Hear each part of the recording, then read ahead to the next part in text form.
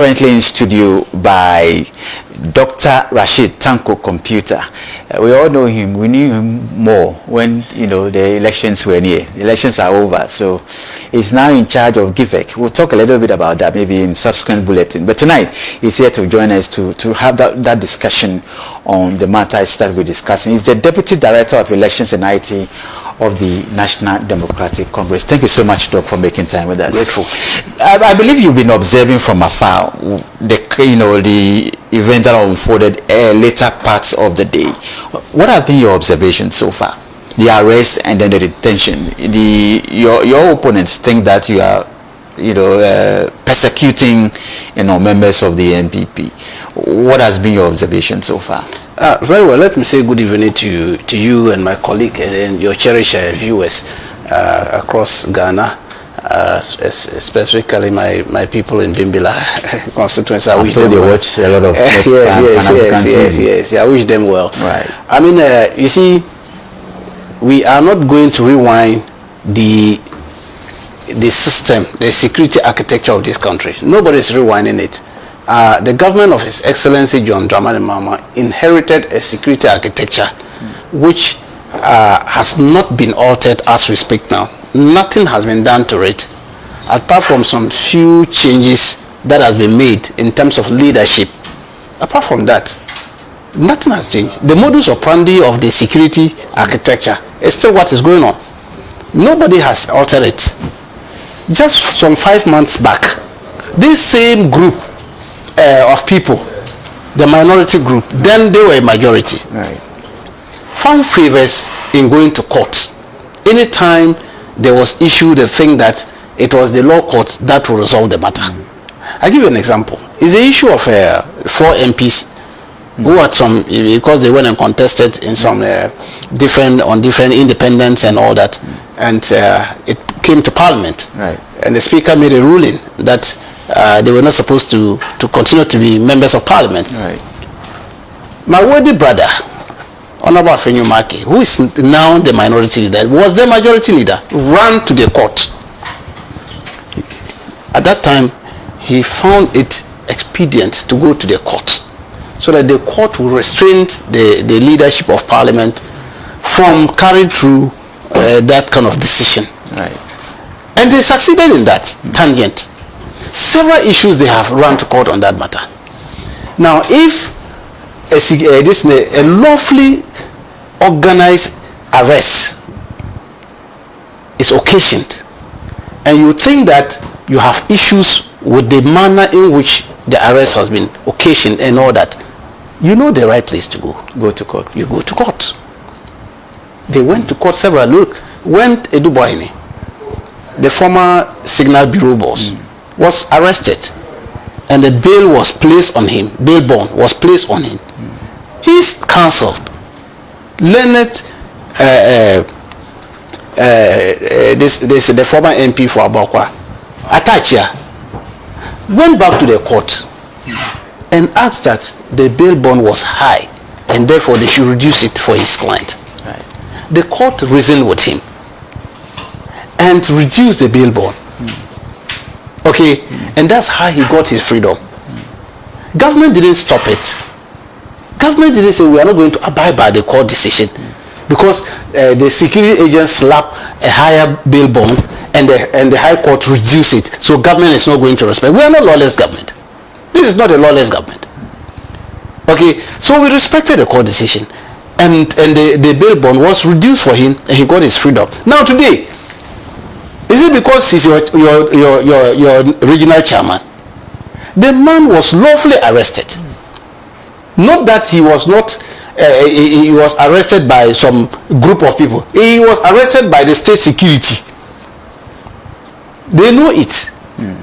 And he's been investigated with serious crimes. Look, his crimes are so many that they think it's just one matter. Today, this evening, the learned Deputy Attorney General, Justice Simsai, gave us a slimmer a glimpse of the issues that the man is being investigated. Money laundering, you see, financial crimes, and he's even connected with some gang, international crime board that he's linked with. Yoko is collaborating with them to make sure that they get to the bottom of that kind of activities, which is raping the state millions of dollars. And because of the CID, the Criminal Investigation Department, are fishing out for his property to put their hands on it, because the proceeds are so huge that this time our attention is on recovery, rather than just getting prosecution and dumping the people behind bars, so that in some few years you come back and continue to enjoy the booty. Our attention now is for recovery. We will recover the loot so that the good people of Ghana will enjoy it. We won't allow one person to go and stash them somewhere, and after he serves his jail term, he will come back and his family will enjoy it. No. So all these things that he has been looked at, they are serious matter. 50 million is even small. Oh yes, small. Look at the magnitude of the issues. Money laundering. Do you know the kind of money they are laundering across? This issue of money laundering, a lot of things are going on over there, and we need to nip it in the bud if we really want to develop this country. And that is why the state is saying that, look, this man, his case is so serious. We are placing 50 million Ghana cedis on him. They are not saying you should go and bring money plenty and count to 50. You see, that's one thing we need to, and I'm happy Leonard Council is here. We'll explain it to them. They are not saying that bring money 50 million Ghana cedis. They are saying bring landed properties, which is equivalent to this amount. Because the gentleman is more or less like a fugitive now. Okay, so that if should he run away, oh yeah, it's not declared a fugitive yet. That is a question. That is what they are saying. You see, sometimes when they are putting these things, they look at your behavior, your past records, and all that. And that is why they have done that. And my friends from the minority side, you know the law. The law has not changed.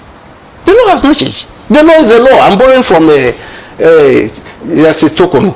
The law is the law. And it is the law. If you think that the 50 million Ghana cedis is on the high side, why not go to the court? The law court is there. So that's a prescribed format. That is it. If you are slapped with a bail, yes, bail condition, and you feel aggrieved, yes, the only solution or the only remedy you have is to go back to the court. Go to the is court. It the court that will define the bail terms or the prosecuting agency? No, that is what. Why must I run to? Maybe I'll take leave. So I'm saying that what is happening is this. Yoko has slapped 50 million. They born on him. If you feel that it's on the huge side, they cannot get it, go to the high court. All right. So it's the prosecuting body who sets the bail terms. That is it. Right. But if and you then feel aggrieved, you feel like grief, you think that you cannot meet that kind of, you go to the high court. Okay. You apply, and then the judge will look at it. As I gave you an example about this Adubuahini matter. Adubuahini was given a bail bond. I think it was for some 20 million or so, and they thought it was huge. Atacha went back to court and asked that the court should reduce the bail bond for his client. The court reasoned with him and reduced the bail bond for him. So they were able to organize themselves and got him his freedom. That one, they didn't say anything. Minority didn't go on the street. The minority leader in his group, they didn't go on the street. You seem to have a problem with them going to the streets. No, I'm saying that it's becoming too minutes. It's within their rights to do whatever you don't they want do that. to do. Look, this is unlawful gathering. They know it. You have to give notice. 5 clear days. So that they know that you are the security agents who organize themselves to protect you. But you just, in parliament, they stood up after addressing the speaker. They said they were boycotting proceeding. Oh yeah, they are running to Yoko. Is it not lawlessness? If you won't describe this as lawless now, then what again? Right. Because this is a lawful gathering. But you see, we are law-abiding people in Ghana. Our government is not like that. They are type. If it were to be that, you know what happened? One Haruna Idrisu, then minority leader, let members of parliament to go and solidarize with their colleagues. You know what they did? They slapped them. They beat the hell out of them and blocked them from even coming in. To the extent, even when we went on demonstration, the then governor of Bank of Ghana called them as lawless, indisciplined people. We won't go that tangent. We allowed them. We protected them. You saw that the protection they gave them. They were venting their anger and saying all manner of things up to the time they realized that they were on fruitless venture. Because you cannot go on the street and get justice. You don't get justice on the street. You get justice in the courts. You get justice in the court. That is what the Constitution states. Right. And then so you don't arrogate some powers to yourself and think that when you are in the street, bring innocent people who don't even understand what is going on and want to disturb public peace. Right.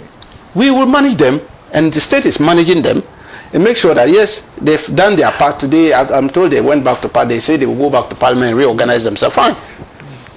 Nobody is going to disturb them. Nobody is going to interfere. We want the security agents to do their work.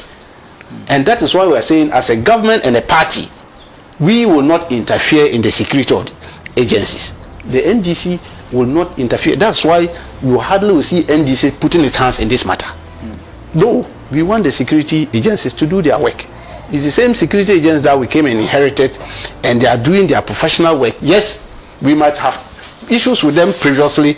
Today, they are working, and you, these very people who brought them and style them the way you have, now you have difficulties with that, and you are having challenges with that.